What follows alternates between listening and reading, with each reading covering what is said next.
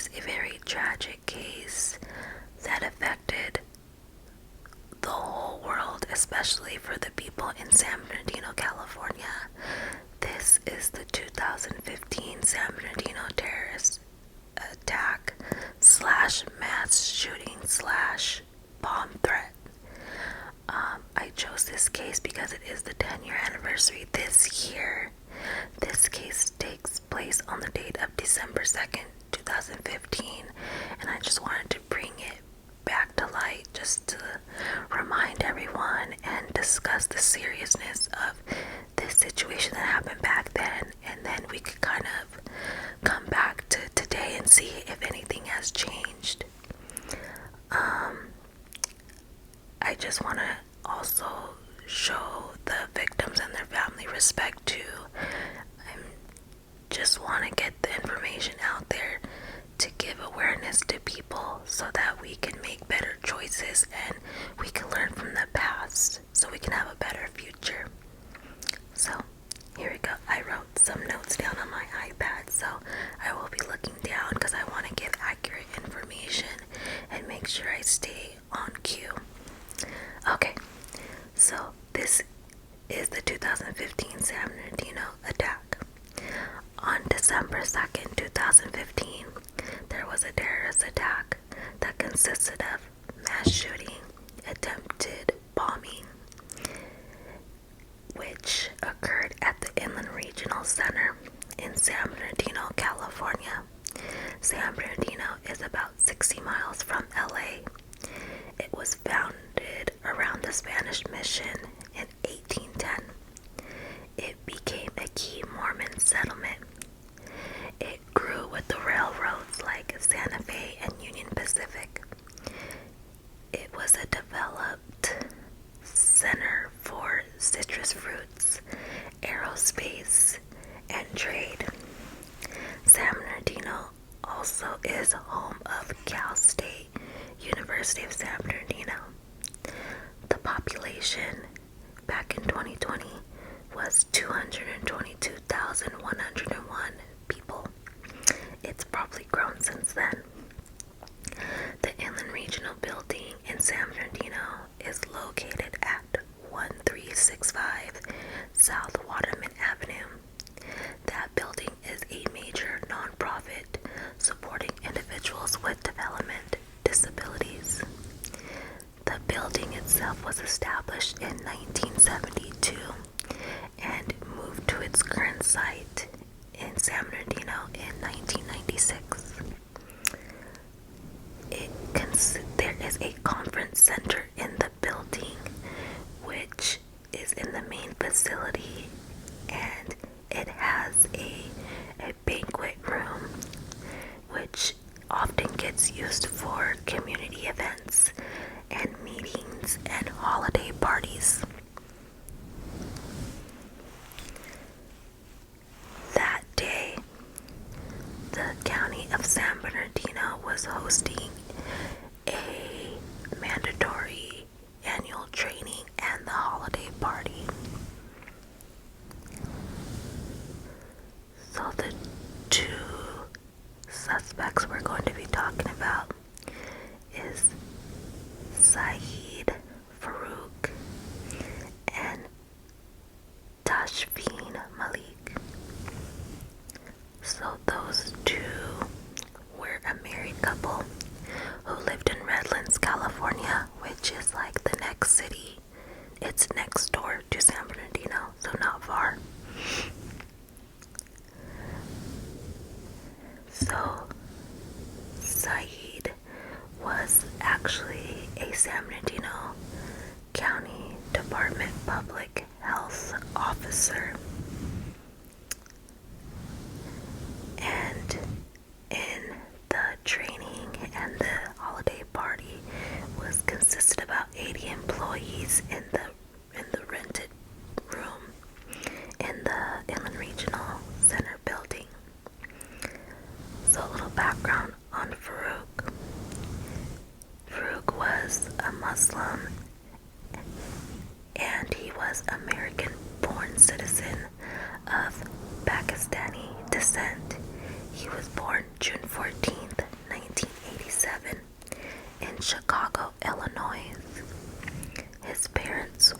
Muslim immigrants from Pakistan.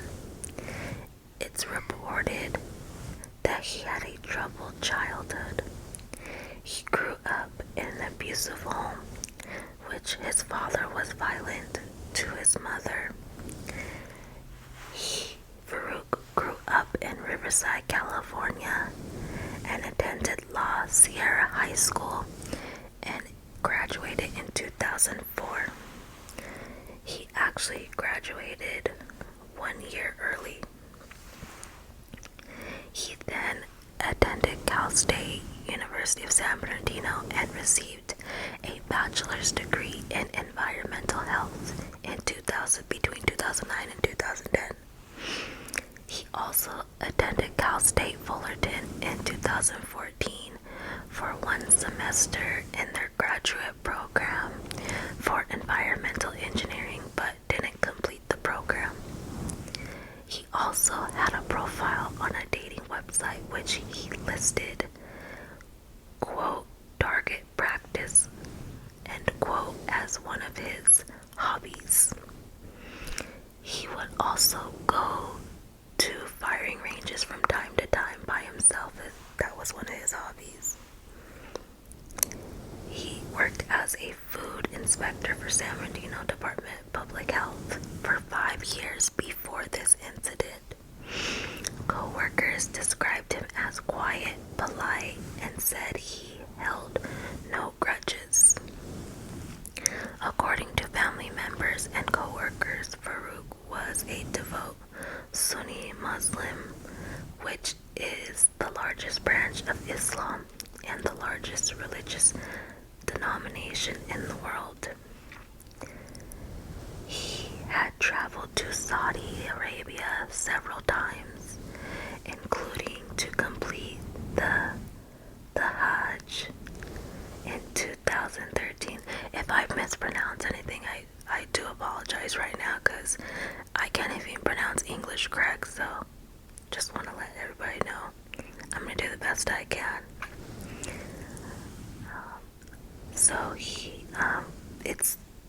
The Hajj, H-A-J-J, he went in 2013, and that is actually an annual Islamic pilgrimage to Mecca, Saudi Arabia, the holiest city for Muslims. Farouk attended prayers at the Islamic Center of Riverside twice daily in the mornings and also in the evenings. The center's director stated he stood out as a devout Muslim but kept a bit of a distance from the other congregants. He never discussed politics. He abruptly just stopped going to the mosque in 2014 following his marriage. So Farouk's father told the newspaper that his son shared the ideology of al-Baghdadi to create the Islamic State. He was fixated on Israel. That's what his father had reported to the newspaper, that what his son, that's what his son was interested in. So now, talking about his wife, Tashfeen Malik was born on July 13, 1986, and she was born in Pakistan as well, and lived most of her life in Saudi Arabia. Her family in Pakistan was very politically influential in their town that they lived in. Malik returned to Pakistan to study pharmacology at the university in Multan, starting the program in 2007, and she graduated in 2012. According to Farouk's co-workers, Malik and Farouk's married about 1 month after he had traveled to Saudi Arabia in early 2014. They met over the internet, and Malik joined Farouk in California shortly after the wedding.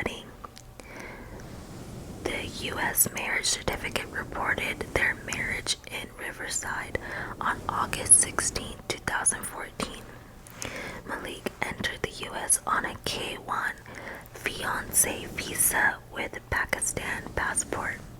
Her green card application was completed by Farouk on her behalf in September 2014, and she was granted a conditional green card. In July 2015, Malik became more religious in the years before the attack. Also, she encouraged people to wear the niqab and burqa while she was living in the United States, which is the whole attire from head to toe, even covering part of her face.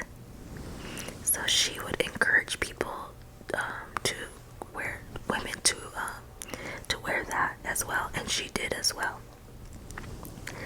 So the Pakistani media reported that Malik had ties to a radical red mosque in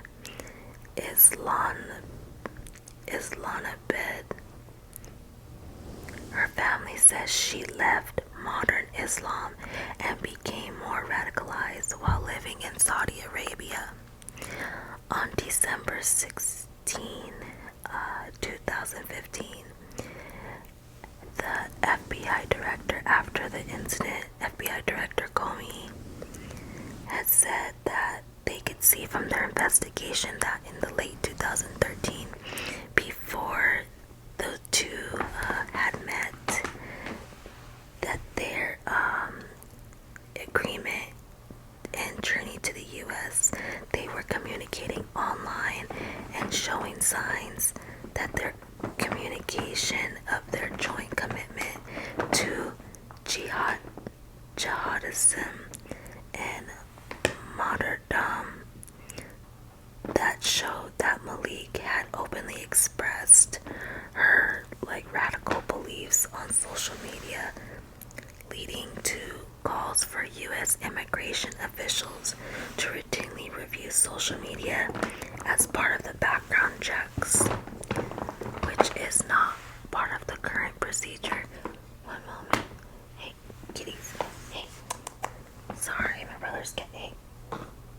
Loki, please. Can you? Loki, go. Yeah. Thank you. They're gonna be playing with this bag.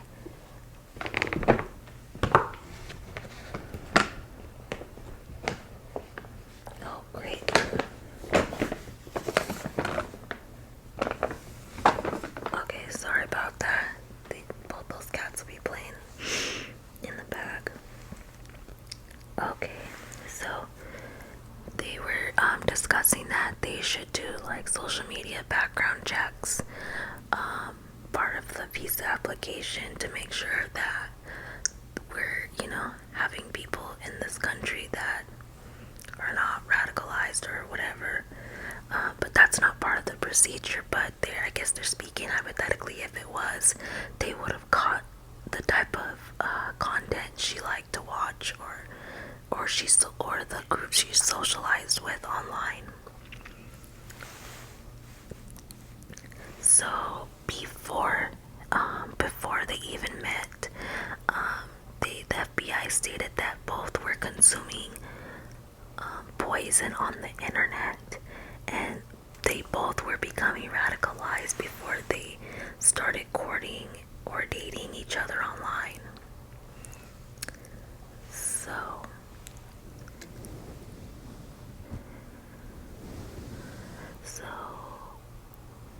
Farouk, who was a health inspector with San Bernardino County Public Health, attended the department event at the banquet room at the Inland Regional Center. So he went because it was a semi-annual all-staff meeting plus training event, and they were in the process of transition. So after that, they were transitioning into the holiday party / luncheon when the shooting began. was a total of 91 invited guests, with 75 to 80 people attended. So Farouk arrived at 8:30 and left midway through it, and around 10:30 left a backpack on a table. Co-workers reported he was quiet for the entire event and was looking at his phone before leaving. He also posed for photos with co-workers. It's kind of dark. Shortly before 11 a.m., the event went on an unscheduled break. Due to technical problems at 10:58, Farouk and Malik, armed with semi-automatic pistols and rifles, they opened fire outside the building, killing 2 people. Then Farouk entered the building a minute later, firing on those who attended. He was followed quickly by Malik. They wore ski masks, black tactical gear. The entire shooting took 2 to 3 minutes, during which the shooters fired more than 100 bullets before fleeing the scene. During the shooting, many attendants managed to escape the room and flee deeper in the building, while others who remained and hid underneath tables or in bathrooms, closets, and cupboards. A bullet hit the fire sprinkler pipe, causing water to pour in the banquet room, making it difficult to see. The perpetrators moved in between tables, shooting anyone who moved or made a sound. One person was struck by a bullet that tore through an interior wall, while another was shot trying to escape through a glass door near where the shooters had entered. 3 men attempted to stop one of the shooters, but were all shot. It is unclear if any of them survived. One victim was killed while shielding a co-worker with his body.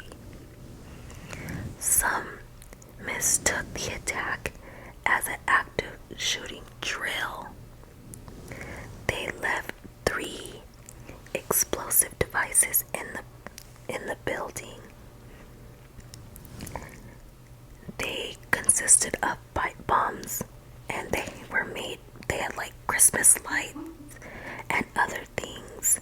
Authorities believe they were meant for the emergency personnel responding to the scene, but they failed. Thank God. It took 3 minutes and 32 seconds for the first police unit to respond to the shooting following the first 911 call, which arrived at 11:04 a.m. San Bernardino and Fontana police, and Fontana's the city right next to San Bernardino as well. So Fontana police arrived at the scene trying to find the shooters. The San Bernardino SWAT team was conducting a monthly training exercise a few miles away from the Inland Regional Center building. They arrived in about 11 minutes. 300 officers and agents from the city, county, state, and federal agencies responded to the scene. Also, the FBI and the AT. Oh my God. What is that? Tobacco. The ATF, my bad. I'm so sorry. I can't read my own writing. And the ATF, also LA Police Department Terrorist Counterterrorism Unit was also called to assist. Police were on the lookout for a black SUV. The Department of Homeland Security sent Pilatus PC-12 surveillance aircraft to the area, which circled the skies above San Bernardino for hours, also looking for the black SUV where Farouk and Malik escaped in. Law enforcement began to search the city for the suspects. A witness gave Farouk's name to the police, who learned they rented a black Ford Expedition with Utah license plates 4 days before the attack. They spotted Farouk's vehicle leaving his residence and gave chase on the freeway at 3:08 p.m. All officers joined the pursuit of the couple. They threw a fake bomb at police. The SUV exited the freeway on North Tippecanoe Avenue and briefly stopped at a stoplight. An officer observed the couple putting on their tactical gear and getting their guns. They drove down San Bernardino Avenue and entered a suburban area. The shooter in the back seat, who was Malik, began shooting at police through the back window of the SUV. It stopped in a neighborhood about 1.7 miles away from the scene of the initial attack. The couple continued to exchange fire with the police from inside their vehicle. Malik opened the side passenger door and shot at the first police vehicle, which was about 210 feet away from the SUV. Farouk exited the vehicle from the driver's front door, stood between two open doors, and opened fire on the same vehicle. Farouk walked across the street toward some homes while continuing to fire. One officer eventually shot him in the right side, allowing the officers to shoot at him. He then fell to the ground and was shot several times in his legs and upper body, and he still continued to shoot at the police even though he was shot and on the ground. He injured an officer before his gun malfunctioned. He was then shot several more times, which then he was killed. Even though he was killed, the police still handcuffed him and had him face down. Meanwhile, officers continued to shoot at the SUV where Malik was shooting from the wife. She continued to shoot at them. During this exchange, another officer was injured. They continued to fire at the SUV. At 3:14, Malik was killed by the bullets that struck her body and her head. The shootout lasted around 5 minutes before both of them were killed. 7 police agencies were involved in the final shootout, with 23 officers firing a total of at least 440 rounds. The perpetrators fired at least 81 rounds. Inside their vehicle was about 2,500 rounds of 223 caliber and 9mm ammunition was recovered. So Farouk, he was struck 25 times and Malik was struck 15 times. The motive, so the FBI tried to figure out what could have caused them to do this, obviously. So they actually spent a year preparing for the attack, just by the evidence of just the purchasing things and like the build up, but there's no evidence that directed them. Like they're not a part of no terrorist group, or nobody directed them and told them to do that. It just seemed like they planned it together and took it upon themselves to do this. a year after the incident, the authorities do speculate that Farouk's forced participation from his job to attend the training event, which also was slash a Christmas party, she felt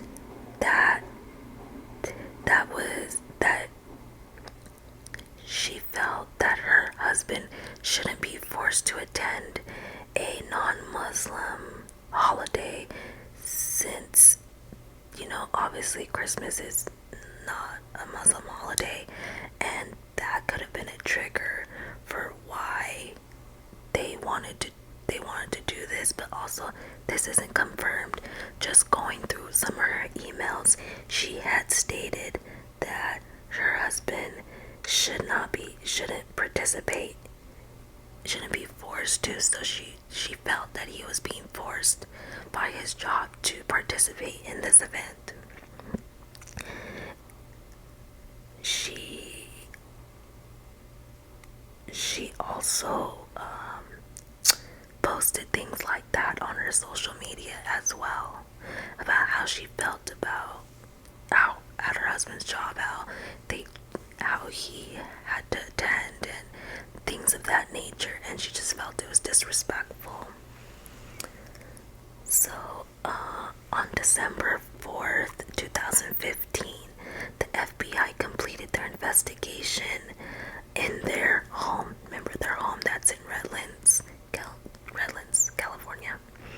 So, 2 days later, the FBI was done. So, the keys and everything was turned into the landlord, and the landlord opened up their townhome and allowed the media, like the news people, the reporters and photographers, to go inside their home, which still had their belongings and all their stuff, and it was even recorded that one news outlet had paid him $1,000 to let them in their home, and they went through everything. They said it was like a media circus with everybody just in front of the townhomes, and even going inside their home. Also, I failed to mention that through all of this, they had a 6-month-old daughter. They just became parents and decided to do this. Priorities are different. So, the total of fatalities were 14 people had died and 22 were injured during the attack. I'm gonna read the victims. First one is Robert Adams, 40 years old; Isaac Amanios, which was 60; Benetta Bezadal, 46; Harry Bowman, 46; Sierra Claiborne, 27; Juan Espinosa, 50; Aurora Godoy, 26; Shannon Johnson, 45; Larry Daniel Kaufman, 42; Damian Maines, 58; Tin Nguyen, 31; Nicholas Dalasinos, 52; Yvette Velasco, 27; and Michael Wetzel, which was 37. And it's so terrible that they were just going to a company training / Christmas party and had to go through this. It's so terrible and so traumatic to think, just the pictures in my head, that they're at an event. Some think that this is a drill, and maybe not understanding this, they shoot the sprinkler, it's all wet, and slippery and they're trying to run. It just is like a scene. It kind of reminds me of a scene from Carrie. Like, it's just so crazy. It's almost like movie like you've seen this scene in the movies, but these people really live that. And I bet the people that survive is going through trauma and terror constantly from having to relive this, and that's so terrible. And the 22 people that were injured, and even the ones that were not injured physically that got out, still traumatizing. And I hope they're resting in peace. They didn't deserve that. Nobody does. So after this tragedy happens, President Obama, because President Obama was president during this time, called for common sense gun safety laws. Obama told CBC News' Norah O'Donnell in an interview, quote, "We have a pattern now of mass shootings in this country that has no parallel anywhere else in the world," end quote.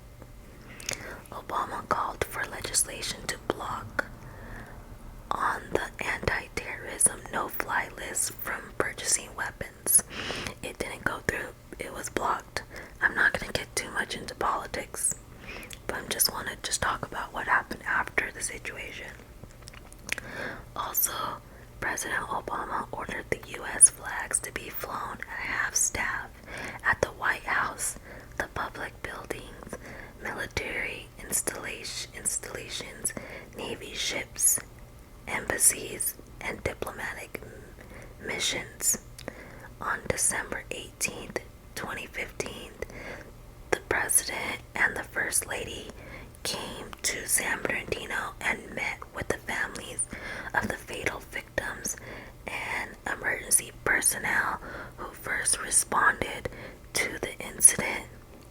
Also, governors of other states besides California also ordered flags to be lowered to have staff in their state as well. So that's really nice, showing respect to the victims and everybody involved in that tragedy from those other states, showing respect. So yes, if you're from San Bernardino or work in that area or Southern California, you have heard about this. Even if you're not from here, it was national news. I don't even remember where I was. I just remember feeling like something's going on in the city, and everybody was talking about it, and it was crazy because everybody in that area got shut down. The schools shut down. Everything was shut down in San Bernardino, it seemed like, because this incident was so big. Like I said, that building, the Inland Regional Center, is a center that's a nonprofit that helps out people, children and adults with disabilities. So a lot of the public visit that go directly in that building, and I must say I've actually been inside that building. So it's just so unreal to think that something like that has happened there.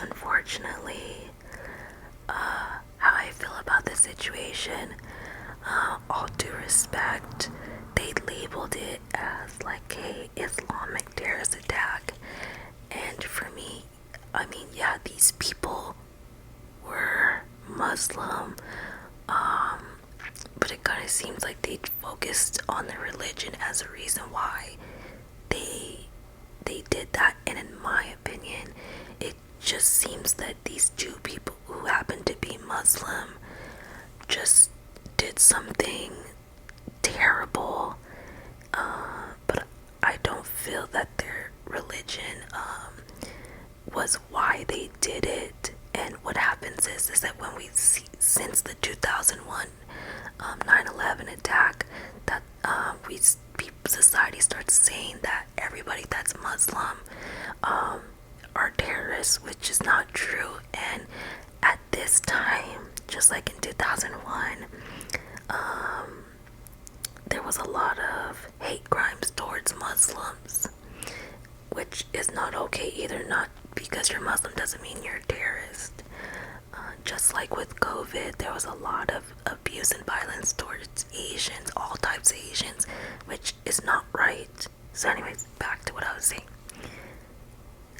To me, these are just two people that were obviously crazy, in my opinion, to to shoot up a bill, to shoot innocent people based on from what the wife probably felt that her husband's being forced against to go to a training that has to do with Christmas. And I mean, if I would assume if he felt some type of way, he should have told his supervisors. But I mean, it didn't need to be resulted in killing innocent people. That's not right. That's not how we solve problems. Yeah, for all that to go down, those two were locked in and loaded with defending whatever they were defending, shooting at officers that they knew, that it seemed like they planned it, they knew what was gonna happen. But to leave your 6-month-old behind, that what they were doing was way more important than being with their daughter and growing up with her and everything like that. But that's their choice, and the daughter is actually a victim as well, and sometimes we as society don't see that, but she is a victim as well, and I feel terrible for her too, to know that your parents were the ones that caused a tremendous tragedy. Also, I had read that after that, a lot of the victims' family members were trying to sue the county because they felt that there was negligence. I really, I don't know. I don't know how they felt, and I think during tragedies, we want to find someone we could hold accountable, which I totally get. But during this time, it's just a sad time. It's just a terrible time for the family members, and it's just, I mean, I could totally understand. I could understand. I don't really exactly know, but I could only imagine. People were trying to sue whoever they can sue to see. They also want to sue Farouk's estate, because since he had a life insurance, since when you commit crimes like that, the federal government can freeze his account and give the money out to the victims' families. That's actually still in process. I actually also read something that Apple wouldn't give the FBI the information that was on his iPhone, so they were going through legal battles. It was a lot of chaos going on. But one thing I kind of want to touch base on is that was 10 years ago in 2015, December 2nd, 2015, and look at us now, December 2025. How many mass shootings have we had? How many killings have we had? In public areas like that. I must say, it hasn't gone down. We haven't changed anything to help decrease things like that, in my opinion. I mean, the facts are the facts of, just take a look at all these incidents that has happened, and children and innocent people have died. We're not solving the problem, obviously, and it's sad. Just from this incident 10 years later, we are still just saying our thoughts and prayers. That's all we can give to victims' families. I don't think that's definitely not enough. I just hope by talking about this case, we could still see where we were to where we're at now, and how many people get affected throughout this whole process, which is terrible. And things need to change. Things need to change so people can feel safe by entering a building, going to get their child resources. They don't deserve to have to walk in and have to deal with any, being unsafe or being shot at. And so it's just so dangerous nowadays. I hope I did do justice for this video.